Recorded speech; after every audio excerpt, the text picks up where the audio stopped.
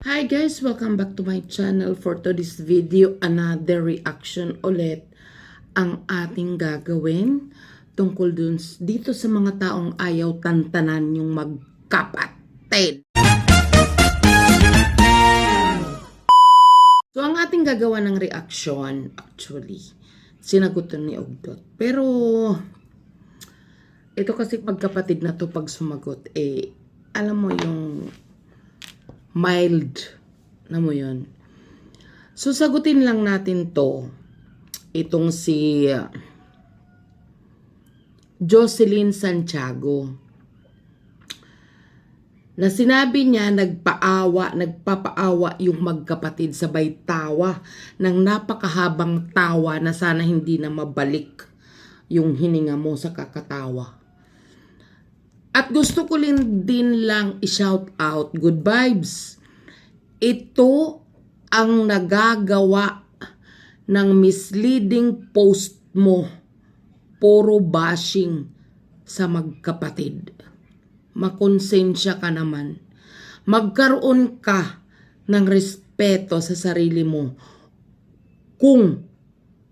Magkaroon ka ng respeto sa ibang tao kung ayaw mong irespeto yung sarili mo. Ito ang nagagawa sa mga post mo na puro misleading, puro fabricated na mga issue ang mga post mo na nagkukos ng pangbabas dito sa dalawang magkapatid na hindi ka naman inaano.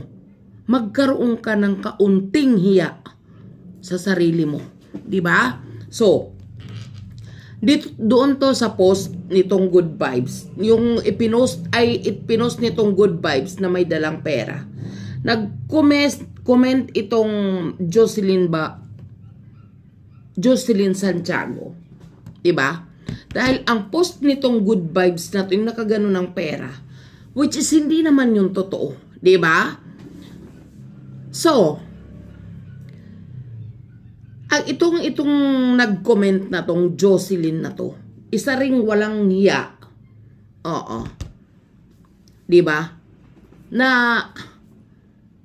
hindi mo alam kung alien to kasi cartoons ang kanyang inilagay sa kanyang profile. Diba? Kung sino ka man,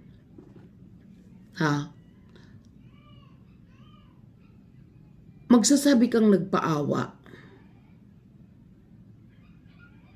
sabihin na nating oo. Diba? For the sake of argument, sabihin natin, sige, nagpaawa. Naawa ka ba? Nagbigay ka ba? Kung hindi, itikob mo yung bibig mo. Diba? Lahat na lang. Kailan ba nagpaawa yan, dalawag yan? Alukin mo nga yan, ayaw tumanggap Diba? Alukin mo nga ng mga gusto nila. Gusto nyo ng ganito. Ayaw nga, di nga magsasalita kung hindi mo papilitin. So sasabihin mo, nagpaawa.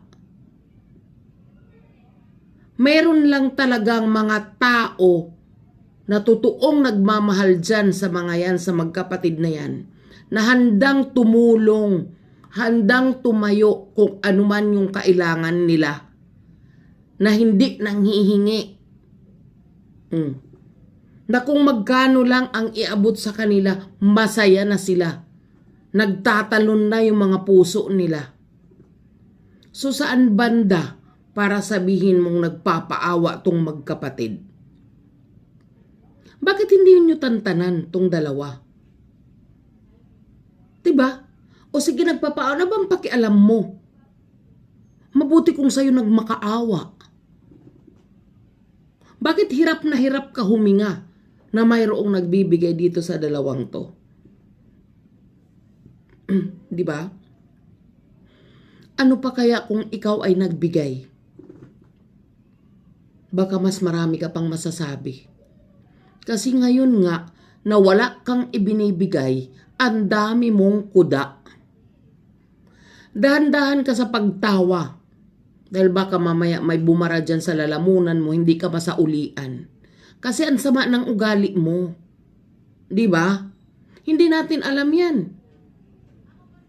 Kasi ang parusa ng Diyos hindi yan nakikita. Kusang dumarating yan.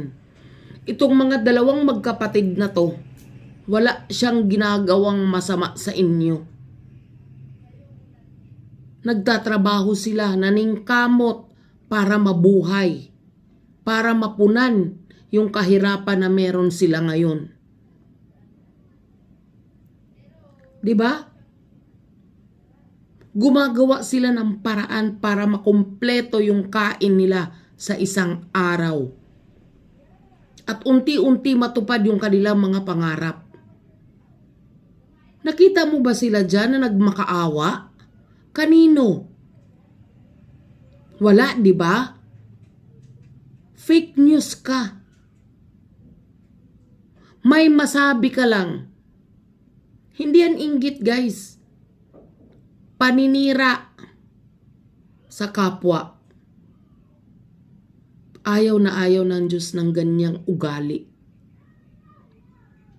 'Di ba? Pagpatuloy mo lang, tandaan mo, itong dalawang ito walang ginagawang masama.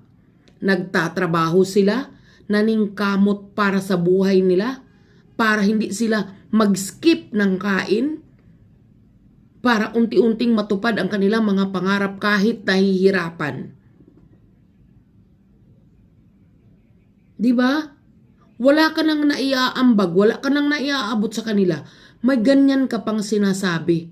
Napakasama ng ugali mo. Sana yung tawa mong ganyan na napakahaba, hindi ka na masaulian. Bumalandra ang kung ano dyan sa lalamunan mo. Dahil ang sama ng ugali mo. Wala namang ginagawa sa'yo yung tao. Bakit kailangan mo pahiyain? Bakit kailangan mo gawa ng issue? Issue na nga si good vibes, isa ka pa. Diba? Pwede ka naman hindi mag-comment kung hindi ka masaya para sa kanila. Di naman siya nanlilimo sa iyo. Diba? Kahit nga nahihirapan sila, naningkamot sila. Dahil alam na alam nila na sila lang yung makakabago sa buhay nila. Pahalagahan kung ano man yung natanggap nila. Hindi ko maintindihan kung bakit ganyan ang galit nyo sa dalawa. Na wala naman silang ginagawa sa inyong masama. Napakababait naman yung magkapatid na yan. Para ganyanin nyo. Hindi man sila mga bastos. Hindi sila nanghihingi ng kung ano. Kung mabigyan sila, sobrang nagpapasalamat sila. Nagtatatalon sila sa tuwa. Diba? Ikaw nga na wala ka nang naitutulong sa mga katulad nila. Maswerte ka na nakakatawa ka ng ganyan kahaba. Sila. Bilang na bilang yung mga ganyang tawa nila. Dahil hindi nila alam kung hindi sila kikilos, baka wala silang kakaining kinabukasan. Ganun ka ba? Magparatang sa kapwa mo? Di ka na nahiya? Magkaroon ka naman ng kilabot sa sarili mo para mangusga sa kapwa mo. Ang Diyos hindi natutulog. Ang Diyos hindi natutulog. Tandaan nyo yan. Dahil itong dalawang ito naniningkamot lang sa buhay nila para makaangat. Tapos ginaganyan nyo. Tandaan nyo, Diyos na lang ang bahala sa inyo.